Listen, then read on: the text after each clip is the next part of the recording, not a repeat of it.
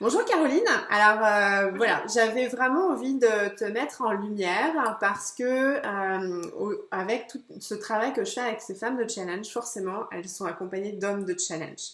Et pour une grosse majorité de ma clientèle, encore aujourd'hui, eh bien, il y a beaucoup de femmes qui vivent à l'étranger et je sais combien, quand on a son homme de challenge qui vit des défis professionnels, c'est assez impactant pour lui évidemment, puis pour ces femmes de challenge.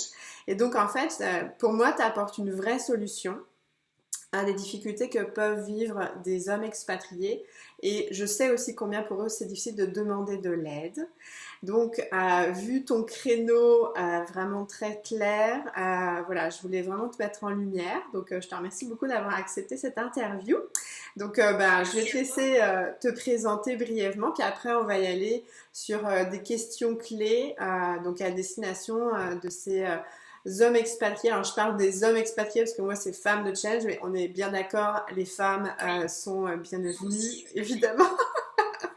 Donc, voilà, je te laisse te présenter, Caroline, puis après, on va y aller avec Oui, une question. d'accord. Donc, je m'appelle Caroline Degrave, je suis consultante RH spécialisée dans l'accompagnement professionnel des cadres et des cadres qui veulent justement réussir leur mobilité professionnelle. Donc, ma cible première, c'est les cadres, mais je zoome vraiment très très régulièrement sur les profils expatriés parce que la mobilité professionnelle est vraiment vraiment un sujet je dirais, complexe et qui les touche encore plus que les autres. Est-ce que tu peux nous dire brièvement un petit peu ton parcours, puis qu'est-ce qui a fait que tu en es arrivé là, en fait, pour qu'on comprenne un petit peu pourquoi, voilà, ce que tu fais, puis en quoi tu es bonne dans ce que tu fais, finalement. Oh là là. Bon, moi je suis professionnelle des ressources humaines, hein. J'ai étudié les ressources humaines, j'ai travaillé dans ce domaine-là, principalement dans des grandes entreprises en France et aussi à l'étranger.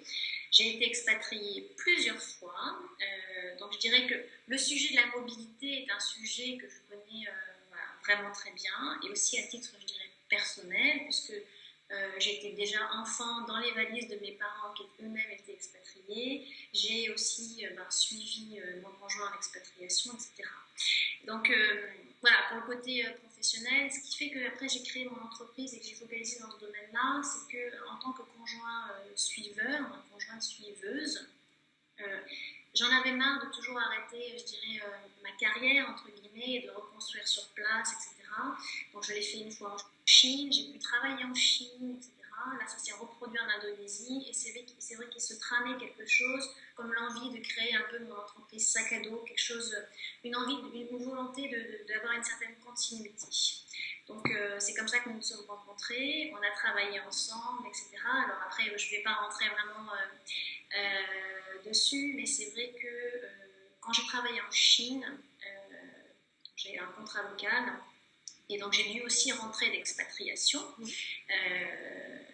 Et ça s'est avéré finalement plus compliqué que prévu, et pour autant je savais exactement ce qu'il fallait faire, etc. Je m'y attendais, etc. Et là j'ai vraiment pris, je dirais, la mesure de ce que les cadres expatriés pouvaient ressentir. C'est-à-dire que j'ai été vraiment de l'autre côté. Avec une organisation qui a évolué, des gens qui ont changé, s'est trouvé une porte d'entrée, faire valoriser ses compétences, expliquer clairement qui on est devenu, hein, parce qu'on va en parler après, mais l'expatriation, ça change, se faire entendre, reconvaincre, avoir des nouvelles, je dirais, des nouveaux objectifs, aspirations, etc. C'est un métier dans le métier, voilà, donc il y a des façons de s'y prendre, l'entreprise a des attentes, il faut les connaître, etc. Donc j'ai moi-même, je dirais, expérimenté ces étapes, et ça a été un grand succès. Et c'est vraiment quelque chose qu'ensuite j'ai décidé de modéliser. Donc, quand j'étais en poste, je l'ai appliqué moi-même avec mes salariés expatriés. Et quand ensuite j'ai été une nouvelle fois expatriée en suivant mon conjoint, cette fois-ci en Indonésie, à Jakarta, je me suis dit, cette fois-ci c'est bingo, il y a quelque chose à faire, je vais les aider. Voilà, et c'est ce que je fais maintenant depuis un petit moment. Et je suis très contente, les résultats sont là, les collaborateurs préparent, je dirais, et pilotent leur mobilité, et ça fait une grande différence. Mm. Et pour eux, et pour l'entreprise. C'est vraiment gagnant-gagnant. Voilà, voilà. Ouais, puis À juste titre... ce que je voulais rajouter, c'est que ton poste à Shanghai et ton poste à Paris, tu as géré des expatriés en fait, un grand nombre pour des grands groupes. Donc du coup, tu as le volet RH, tu as l'expérience personnelle de cette expatriation en mobilité à gérer et tu le faisais pour des grands groupes en fait, pour tes salariés. Donc du coup, je trouve que c'est intéressant ton profil, vraiment très riche, je dirais un 360 degrés. Donc Caroline, donc on va y aller avec quelques questions puis quelques partages qu'on a préparés ensemble pour vraiment mettre en valeur les problématiques de ces expatriés puis de la mobilité professionnelle. Donc comme première thématique, tu voulais aborder les difficultés que vivent les cadres expatriés justement lorsqu'ils sont en mobilité, que leur contrat en fait arrive à terme. Oui, donc oui, je voulais en parler parce que c'est quand même on retrouve quand même des situations assez similaires. C'est-à-dire que quand le contrat arrive à terme, en gros, quand on a à peu près 6 mois de perspective, on se rend compte tout de suite qu'il faut chercher la suite. Et finalement, l'expatriation, qu'on l'évolue ou non, le fait d'être loin, ça nous a un peu isolés. D'accord ? Donc en fait, une des premières problématiques, c'est un manque de visibilité. Là, on a du mal à savoir quelles sont les opportunités qui vont s'ouvrir, etc. On a aussi du mal à se rendre visible. Parce qu'on est loin, on est pris par les challenges quotidiens, etc. Très souvent, justement, on a très peu entretenu notre réseau également, parce qu'on était vraiment focalisé. Enfin, on sait commencer en expatriation, il y a plein de choses, il y a souvent des compétences qui ne sont pas au niveau, donc on fait 3 jobs dans le job, etc. Et donc, du coup, on s'est un peu éloigné de son réseau, et c'est plus difficile, à la dernière minute, d'aller frapper aux portes et de dire... d'aller un petit peu demander un job alors qu'on n'a pas donné de nouvelles. Donc ça, c'est un peu propre aux expatriés quand même. C'est une réalité. Bien sûr, l'organisation a évolué, alors on a suivi son évolution, etc. Mais les gens ont changé, c'est-à-dire qu'on ne connaît plus tout le monde, on n'est plus dans les petites choses, etc. Donc même si on a un contrat de travail et qu'on a un nom qui est mentionné, mais parfois cette personne, elle a évolué, etc. Donc il va falloir tout recréer, reprouver, chercher la porte d'entrée, etc. Qui je contacte pour ma mobilité. Enfin, voilà. C'est pas si simple. La distance gêne. Et alors, bien sûr, avec les modes de communication qu'on a aujourd'hui, on se parle via Skype, il y a le téléphone et tout ça. Le contact, on se rend compte qu'il est quand même important. Ça manque au cadre expatrié, cette relation, etc. Il se crée des choses, parce que les jobs, c'est pas simplement, il y a un poste ouvert, une job description, c'est en ligne. Ça se crée différemment, quoi. Il y a l'iceberg, et puis on sait commencer. Qu'est-ce que je me suis noté d'autre ? Oui, ça c'est très important, c'est qu'en fait, en général, on évolue beaucoup en expatriation. On nous confie plein de choses. Alors, on évolue... professionnellement, mais aussi dans la tête, en maturité, etc. Et un des problèmes, c'est qu'en fait, c'est très difficile pour l'entreprise de mesurer ça. C'est très difficile pour l'entreprise de se rendre compte combien on a changé. Et de l'autre côté, c'est aussi compliqué pour nous d'en prendre la mesure, d'avoir les mots justes, d'aller communiquer. C'est bien qu'il y a une espèce de décalage qui fait que du coup, il y a des ratés. C'est-à-dire dans les postes proposés, c'est complètement décalé. Et puis il y a des frustrations, et puis il y a du temps qui se perd, etc. Donc tout ça, j'ai envie de dire, on pourrait dire que ça c'est un peu systématique dans toutes les mobilités en général et les cadres. Pour autant, les expatriés, c'est du coup plus compliqué, la distance, etc. Ça met vraiment un zoom. Et je voudrais aussi rajouter quelque chose, c'est un peu les aspects un peu personnels et psychologiques, cette espèce de pression que les expatriés ressentent ou se rajoutent. J'ai envie de dire le poids de la famille. Alors, pas pour tous, mais d'une certaine façon, on a délocalisé notre famille, si c'était un choix de famille. Il y a peut-être une épouse qui a quitté son emploi, ça n'a pas été forcément facile, il a fallu s'adapter, etc. Et c'est vrai que le cadre expatrié, il se crée peut-être, moi je le constate de temps en temps, même régulièrement, il se crée peut-être une espèce de pression, un devoir de rebondir, de faire mieux après. On a fait tout ça, j'ai trimballé tout le monde, il faut que. Et donc, ça met une espèce de pression, un peu un challenge, tu sais, au niveau de la mobilité. Mais surtout que quand on part, souvent, après, le perso et le pro sont liés, puisqu'en fait, on dépend de l'entreprise. Donc, du coup, il y a une loyauté qui est quand même très accentuée de la part du salarié, du fait que c'est tellement imbriqué. Donc, l'enjeu de réussir, finalement, ou de bouger, devient beaucoup plus gros que si ça avait été resté dans son pays. Donc, tout à fait. Ouais.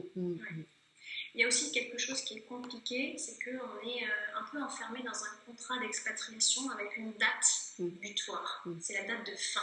Alors qu'en général, quand on est en mobilité, bon ben voilà, c'est un poste, c'est plus 3 ans, 3 ans et demi, enfin voilà, ça tant que ça se trouve, on attend, etc. Là, on est un peu, pareil, l'entreprise, un peu coincée avec cette date-là. Et puis on a encore tous les aspects familiaux, logistiques, etc. C'est-à-dire que si je change, il faut que ce soit OK pour l'école, la rentrée scolaire, et puis là on a des visas, il faudra les prolonger, et puis notre logement, qu'est-ce qu'on fait, etc. C'est-à-dire qu'il y a une grosse dose de perso qui se rajoute, une espèce de poids. Ouais, donc pas négligé. Du coup, comment soi-même exprimer le poste qu'on aimerait avoir si déjà on met toutes ces contraintes familiales, puis on met ça entre guillemets bien sûr parce qu'elles sont à prendre en considération, mais ça n'empêche que c'est aussi un des saboteurs de l'expatrié que du coup de ne pas arriver à exprimer ce qu'il a envie vraiment parce que cette logistique familiale finalement est aussi très importante, donc ça c'est difficile à gérer de vraiment exprimer. Donc, et puis, donc là, on est un peu en train de parler de toutes ces difficultés que vit l'expatrié. Et le fait aussi, j'imagine que, enfin, tu partages, c'est que le fait qu'un expatrié part, finalement, il est très centré localement à s'investir, à faire du mieux qu'il peut. Et comme tu disais, donc il est isolé finalement du siège social. Et donc quand il dit ben non, il y a la fin du contrat qui arrive ou on voudrait rentrer, bah finalement c'est se remanifester vis-à-vis d'un siège social et puis d'un réseau qui n'a absolument pas activé depuis. Donc c'est encore plus difficile de demander en fait. Ça l'est déjà naturellement, mais là encore plus. Donc du coup, Caroline, quels seraient pour toi les 5 conseils que tu aimerais partager pour vivre plus sereinement en fait la dernière ligne droite justement de cette mobilité professionnelle? Ouais, moi, je recommande vraiment de se préparer. Ce qui me paraît vraiment essentiel, c'est de réfléchir à ce qu'on a envie de faire après. Mais sans que ce soit un poste forcément précis. D'accord ? Il faut à un moment donné se poser, voilà, qu'est-ce que j'ai fait, où j'en suis. C'est comme s'il fallait un peu réactualiser tout ça. Et puis, qu'est-ce qui m'intéresse après ? Voilà. Alors, mais Caroline, quand est-ce que tu le ferais en fait? Quand est-ce que tu le ferais? Parce que du coup, donc là, on est à envisager, il y a une fin de contrat qu'on voit, qu'on sait en fait, mais... imaginons que le contrat, là, on est en décembre. Bon, alors, c'est souvent des contrats qui vont se terminer à l'été, c'est la dernière ligne droite, donc on est sur du juin 2016, c'est-à-dire que là, début janvier, il faut absolument commencer sa réflexion. Donc, bien y réfléchir, etc. Il faut compter, à mon avis, 1-2 mois, ça dépend un peu des gens, qui ont vraiment creuser le sujet. Parce que, je dirais, le 3e mois, allez, mars ou plus tard, il faut quand même que ce soit initié, la mobilité. Ça commence à faire tard. Ok. D'accord ? Et quand je dis qu'il faut prendre le temps de la réflexion, c'est-à-dire qu'il faut être capable de revenir vers son entreprise en se projetant un peu vers la suite. Parce que sinon, votre entreprise, elle ne peut pas être efficace pour soi. Moi, je me rappelle très bien, j'adorais quand j'avais des collaborateurs qui venaient me voir, ils me donnaient des pistes. J'étais beaucoup plus efficace. Je savais tout de suite, ça connectait avec les postes, les gens, etc. Mais quand on a un collaborateur qui arrive, qui dit voilà, j'ai fait ça, et qui c'est à nous d'aller chercher, etc. Alors, quand on a peu de gens et qu'on fait beaucoup de qualitatifs, oui, mais quand on gère beaucoup de monde, c'est pas possible. Mais du coup, c'est parce que j'imagine c'est un peu dans la croyance commune, c'est qu'on se dit c'est l'entreprise qui est censée... C'est l'entreprise de gérer. Bah oui. Enfin... Oui, ça, non, c'est une erreur. C'est une erreur. Chacun est responsable de sa carrière, vraiment. Un changement d'organisation, un mentor qui part, une différence dans les valeurs, etc. C'est plus carrière à vie dans l'entreprise. Il faut vraiment se prendre en main. Il faut faire attention aux postes qu'on choisit, au titre des postes, etc. Il faut toujours garder quelque part dans sa tête l'employabilité. Si jamais vous attendez tout le temps que votre entreprise revienne à vous, ok, si ça fonctionne, c'est tant mieux. Mais le jour où ça ne va pas fonctionner, comment vous allez faire ? Le jour où ça ne va vraiment pas fonctionner, quand vous n'allez plus être... Parce qu'il y a des âges aussi, d'accord ? On est à 40-45 ans, c'est à peu près la cible de mes clients. On n'arrive plus à se forcer, d'accord ? Et on arrive au stade du clash où on ne peut plus, etc. Et là, il faut rechercher en externe, ok ? Pour rechercher en externe, quand on n'a pas fait attention à son employabilité, quand on n'a pas choisi nous-mêmes le fil rouge de notre carrière, c'est très compliqué. Donc il faut piloter un minimum. Alors oui, l'entreprise peut revenir, mais il faut avoir cette collaboration. Il faut donner son avis, il faut orienter, il faut faire, il faut être moteur, il faut être acteur, vraiment. Ouais, puis je pense que, c'est un peu à contre-courant ce que tu dis. En même temps, je cautionne complètement parce que je vois le profil de mon mari, de mes clientes. Enfin, en gros, voilà, ce profil de cadre expat. Souvent, ils ont eu des opportunités qui leur ont été proposées et donc ils n'ont pas forcément, soit jamais, soit très peu été finalement acteurs de leur carrière. Parce que c'est souvent des bons profils ou des experts vraiment très bons dans leur domaine. Donc ce que tu dis, pour moi, je trouve que c'est vraiment clé en fait, qu'ils doivent considérer, anticiper. Parce qu'en fait, l'entreprise, je te coupe Delphine, elle peut proposer des choses intéressantes au bon profil, etc. Elle va avoir tendance à le faire. Mais on change, c'est ça qu'il faut. Il faut s'écouter là-dedans. La question du sens. Il y a un moment donné où on a envie de prendre un poste qui fasse du sens. De le sentir vraiment. Alors si l'entreprise a perçu ça, elle le propose et ça s'enchaîne, etc., et que ça va très bien, tant mieux, mais c'est vraiment pas toujours le cas. Oui. Et puis même on se sent pas pareil. Il y a aussi une espèce de posture, de confiance en soi, le fait de savoir où est-ce qu'on va, où est-ce qu'on veut aller, d'aller le chercher, etc., ça change beaucoup, vraiment beaucoup. Et donc, si on reprend sur tes conseils, donc tu disais réfléchir à ce qu'on souhaite faire après. Oui, réfléchir et être capable d'orienter un petit peu l'entreprise. Okay. Le deuxième, c'est, je sais que c'est très pénible, mais c'est le CV. On a l'impression qu'en interne, il ne compte pas. En réalité, il circule beaucoup. D'accord ? Donc, s'il ne circule pas dans sa forme comme ça, vous allez devoir, je dis vous, mais ils vont devoir rentrer dans les systèmes. Il y a des managers qui adorent, avant de recevoir quelqu'un, avoir le CV imprimé, prendre des notes dessus, etc. Donc c'est important d'avoir un CV à jour et qui justement nous met en valeur. Parce que mine de rien, il est regardé, les compétences on les voit, dans le cartouche en haut, on voit les points forts. Enfin, c'est essentiel et ça prend du temps un CV. Voilà.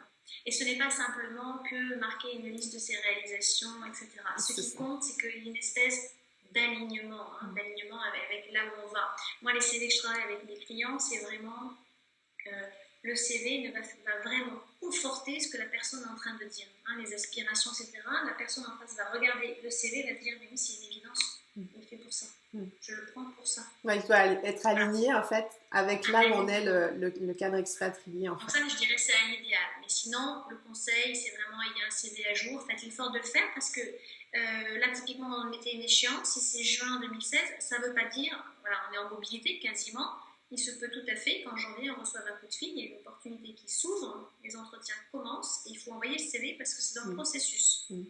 Du coup, ça permet d'être réactif quand c'est aussi le bon moment. Okay. Deuxième conseil. Mon troisième, qu'est-ce que j'ai mis ? Oui, la communication, ça pour moi, c'est clé. C'est clé parce que tout passe par la communication. On n'arrête pas de communiquer. On croise quelqu'un dans l'ascenseur, il nous demande où on est, il faut être capable de dire en 30 secondes j'en suis là, j'ai fait ça, je suis, je cherche, parce qu'on ne sait pas, il va se passer quelque chose. Quand on rencontre quelqu'un en entretien dans l'entreprise, il faut être capable de parler de soi. Et ça se travaille, il n'y a pas de place à l'improvisation, parce que c'est qu'une fois. Voilà, il faut marquer les esprits, il faut convaincre. Et tout ça, c'est de la communication. Ça se prépare. C'est pareil, une réalisation professionnelle pendant l'expatriation, on en parle d'une certaine façon. Parce que les gens sont de plus en plus formés au recrutement. Les gens ils vont chercher des choses à travers la réalisation. La façon dont le collaborateur va parler de ce qu'il a fait va donner des indices au manager si cette personne-là, oui, elle est structurée, oui, elle est synthétique, etc. Donc ça se travaille. Voilà, donc exercice, listez tout ce que vous avez fait et passez du temps à rédiger. Le contexte, vos actions, le résultat. Tac, tac, tac. Super. Après, oui, le quatrième, je voulais quand même en parler parce que ça paraît une évidence, mais tout le monde oublie. Il faut initier officiellement sa mobilité. C'est-à-dire qu'on valide bien, oui, ok, mon contrat se termine en juin, mais on valide bien avec son chef qu'on s'arrête bien à ce moment-là. C'est bien la date, etc. Parce que des fois, il y a des espèces d'incompréhension. On va commencer à réseauter, etc. Et puis en fait, on est en train de commettre un gros ou impair. Et Oui, exactement, et je veux juste rebondir, ce que je trouve qui est intéressant et qui peut se passer, c'est quand justement un cadre exprime son souhait de mobilité ou commence un peu à réactiver son réseau, forcément, dès qu'on stimule, il y a des choses qui bougent. Et moi, j'ai déjà oui, vu en fait que un cadre est exprimé, voilà, je veux rentrer à telle date, en vue de tel poste, et hop, il y a des propositions qui lui viennent, qui sont pas du tout dans ce qu'il a proposé. Et donc, en fait, ce que je trouve intéressant dans ce que tu amènes, c'est qu'en gros, bah, une fois que tu actives ton réseau, tu as mis à jour ton CV, etc., il faut aussi peut-être voir ou sentir, bah, voilà, sur quoi est-ce que je peux avoir des négociations et sur quoi c'est innégociable. Enfin, par exemple, la destination, le profil de poste, enfin, ouais, donc, ouais. parce qu'il y a des choses qui vont se Il faut, passer en fait oui, par le fait qu'on devient qui bouge. acteur de sa mobilité. Mm. Mm, mm, mm, mm. Et mon dernier, c'est de commencer à réactiver son réseau, mais alors tout doucement, parce que justement, c'est pour éviter le je l'active parce que je suis en recherche d'un poste, ce Mm. côté un peu désagréable et on a l'impression de peu de quémander, etc. Donc, commencer à faire tout en douceur, puisque là, on est en décembre, j'en profite, souhaiter les vœux. Mm. Hein, souhaiter les vœux en janvier, reprenez des nouvelles, c'est l'occasion, etc. Enfin, c'est une occasion un peu qui nous est offerte, on l'a saisie, voilà. Ce genre de petites choses et à réactiver tout doucement, comme ça, Mm. téléphone, parce que c'est les expatriés, donc c'est moins facile, mais c'est vraiment important et c'est vraiment à faire. Et par contre, quand une fois c'est vraiment initié, que c'est confirmé, on est en mobilité, qu'on part bien à cette date-là, là c'est un vrai réseautage. Mais pas du café ou des petits déj. Mm. Hein, c'est vraiment quelque chose de professionnel. Donc on choisit ces personnes. C'est pas forcément avec des pairs, hein, c'est surtout, même d'ailleurs avec des mentors, etc. On va chercher du conseil, on va parler de ce qu'on a fait, on va aller chercher l'ouverture, hein, les opportunités. Donc voilà, c'est mon dernier, Mm. c'est mes 5 points. Et après, Ouais. je t'avais expliqué que je voulais quand même donner quelque chose d'assez général. C'est vraiment ne restez pas seul. Mm. Hein, allez rechercher le contact. Ensuite, n'attendez pas que l'entreprise vienne à vous. Mm. Prenez les devants, osez, demandez. Ça, on le sait, mais il faut faire. Mm. Et le dernier, surtout, soyez prêts avant de commencer. D'accord, c'est ce que j'appelle votre CV. Et y réfléchissez à vos réalisations, à ce que vous avez envie de faire, etc. Parce que ça peut venir très vite. Mm. Ça serait dommage de passer votre tour, de faire une mauvaise impression. Et puis, quand je parle d'impression, je parle de perception. Les perceptions dans l'entreprise font et défont les carrières. Mm. D'accord. Attention à ça. Il faut assurer tout de suite. Mm. Et qu'est-ce que tu dirais, Caroline? Bah, merci beaucoup déjà, parce que c'est vraiment des conseils, je pense, ouais, effectivement très précieux. Et qu'est-ce que tu dirais, toi, qui pêche le plus et pourquoi, en fait, pour cette population canadienne? Tu veux dire en mobilité, dans le cas de la Ouais. mobilité, ce qui pêche le plus, c'est les premiers entretiens. Mm. C'est systématique et c'est justement parce que les entretiens sont un condensé de tout ce que je viens de dire. Hein. Il va falloir se présenter, bien communiquer, avoir un CV qui tienne la route, bien exprimer ses réalisations, être bien, je dirais, en tenue vestimentaire, en charisme, imprégner un peu le rôle qu'on va aller demander, etc. Et donc, ce qui pêche, c'est ces entretiens parce qu'il n'y a pas eu la préparation. Mhm. Mhm. Mhm. Il fallait adapter. Ouais. Et Et donc, donc, du coup, les gens perdent du temps. mhm. Pardon, les gens perdent du temps. Les mobilités passent et ça traîne. Et il y a l'angoisse. Ouais, puis j'imagine la perte de confiance en soi, le fait de se Tout. sentir moins capable, enfin, du coup, tu rentres dans une spirale négative qui peut... Dans une spirale négative personnelle et puis aussi qui a de l'impact. Parce que dans l'entreprise, ça se sait. Un tel machin n'a pas réussi à l'entretien, il n'a pas été pris pour ce poste-là une fois, 2 fois, 3 fois. Il y a un truc. Mm. Je ne le prends pas moi chez moi. Bah oui. Mm. Okay. C'est Mm. impactant. Les Mm. entretiens, c'est essentiel. Il faut réussir. Ouais. Et donc, du coup, t'as élaboré, toi, quelque chose qui pourrait les aider là-dessus, parce que tu sais, en Oui, fait, bah voilà, quelque part avec ton expérience, comme on a dit, à 360 degrés, puis maintenant, auprès de tes clients, t'as élaboré quelque chose qui pourrait les aider justement à faire en sorte qu'ils réussissent, en fait, leurs entretiens. oui, ouais, tout à fait. Je viens de mettre au point ce que j'appelle un pack de préparation aux entretiens de mobilité. Donc, dedans, j'ai vraiment conçu un guide de préparation très méthodique Je le voulais vraiment opérationnel, très concret. Enfin, c'est vraiment, il y a toute la préparation qu'il faut justement pour être en confiance le jour J, savoir gérer l'imprévu et vraiment faire la différence, convaincre, etc. Il y a des exercices, il y a des modèles, il y a des exemples, des techniques, etc. Donc ce guide-là, les gens peuvent le faire en autonomie totale. C'est vraiment très méthodique. Ils peuvent le faire à leur rythme, etc. Enfin, je l'ai conçu comme ça. Et puis après, je les laisse pas seuls. C'est-à-dire qu'une fois que la préparation, ce guide-là est terminée, je leur propose une session d'accompagnement individuel avec moi, où ils vont m'envoyer leur préparation. Et donc là, je vais avoir mon regard RH dessus. Je vais un peu tout croiser, etc. Et puis, on va se parler. Parce que du coup, je veux être certain qu'ils vont avoir les bons messages, qu'il n'y a pas d'erreur, pas d'incohérence. Je vais leur donner des conseils personnalisés, etc. pour que tout ce qu'ils vont dire, ça soit OK. Ouais, là, je trouve ça super parce que... Ça en 2 temps. Ouais. Une préparation et ensuite un accompagnement avec moi que j'enregistrerai pour qu'ils puissent réécouter, etc. Ouais, c'est super parce que du coup, moi je vois souvent, je parle plus des hommes parce que voilà, moi j'accompagne les femmes et puis je vois la problématique des hommes c'est difficile pour eux de demander de l'aide, c'est difficile pour eux de pas y aller avec ce qu'ils savent faire. Enfin, souvent c'est oui, je connais un tel, je vais commencer par ça, puis on verra bien. Oui, mais en fait, tu ne donnes pas forcément tous les moyens de réussir. Donc là, quelque part, tu as combiné quelque chose de très step by step, très concret. Donc du coup, voilà, ça les aide à être en autonomie puis en capacité. Et puis après, tu valides l'étape suivante avant que du coup, ils soient... oui. Je valide avec eux, avec certains, ils me demandent aussi même de simuler un entretien, juste comme ça, je prends le rôle, etc. Des questions d'entretien classiques, faut les préparer, juste pour voir si ça colle. Et puis surtout, j'aide à reformuler des réponses, enfin, je cherche aussi des solutions avec eux. Voilà. C'est vraiment, on collabore pour la deuxième partie.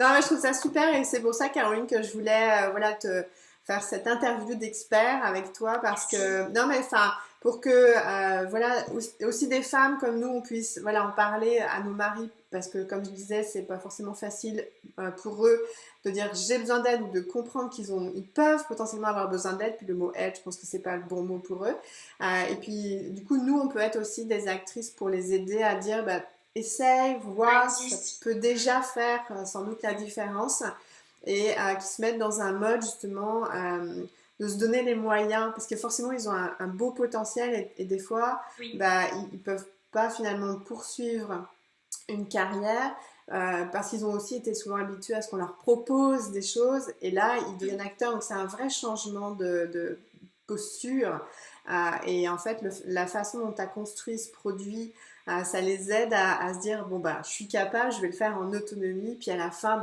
tu boucles, tu permets de faire j'imagine un saut de confiance aussi et de validation qui leur donne un niveau de confiance supérieur et puis qui s'approprient aussi sans doute toute la richesse de ce qu'ils ont emmagasiné parce que des fois c'est aussi ça dont ils se rendent pas compte. Donc voilà, c'était pour ça que je pense que cette interview pourra les intéresser. Donc je te remercie beaucoup Caroline. Est-ce que tu voulais rajouter quelque chose ou tu avais l'impression qu'on avait bouclé tout ce que tu voulais dire? Non, je pense qu'on a fait le tour. Super. J'ai beaucoup parlé. Ah non, c'était bien. Mais non, je pense qu'on a fait le tour. Excellent. Merci, écoute, on va mettre...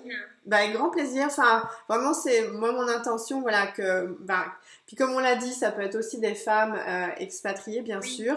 Moi, je l'ai mis dans le cadre parce que j'accompagne ces femmes de challenge et je sais, quelque part pour le bien-être de la famille, c'est nécessaire qu'on sache aussi que tu existes. Donc, on mettra tes coordonnées et puis la référence du produit auquel tu parlais pour aider aux entretiens de mobilité. Encore une fois, merci beaucoup Caroline. À bientôt. À bientôt.